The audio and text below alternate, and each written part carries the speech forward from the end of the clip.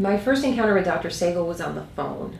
And, you know, when you get diagnosed, you are hearing terms and words and letters that you've never heard before. You don't want to hear science in those moments. You want to hear that I'm going to be okay.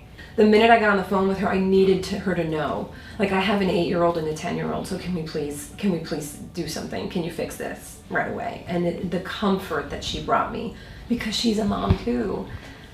And it wasn't a doctor and a patient, it was two moms on the phone tackling a big mess. And her words to me were on the phone, "You are gonna live a long life."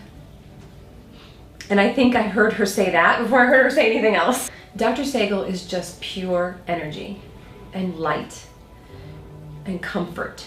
You know, it wasn't heavy, it wasn't sad, it was calm and it was determined and it was positive. And I don't think it's because I had a positive case, you know, I think this is just how she approaches every case. We are gonna fight this in a positive way, in a forceful, confident way.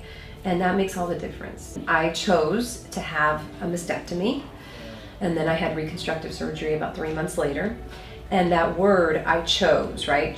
The choice, that is imperative. And that is something that Dr. Saigal and I talk about all the time, and that we want that to be the takeaway from my journey and my story, is that when you catch cancer early, you know, when you are proactive with your own care, you'll have choices.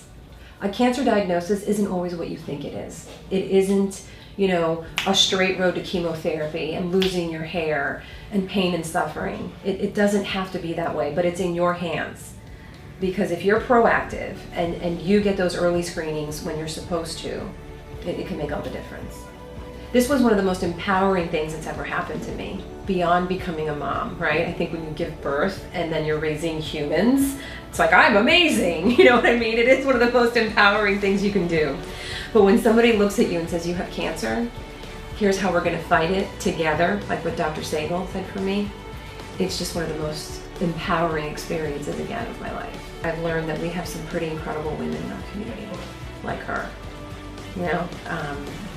Finding her and meeting her and her impact on my life beyond the surgery has made my life better. From the moment I spoke to her, I didn't feel alone at all. You know, I felt like I had a sister.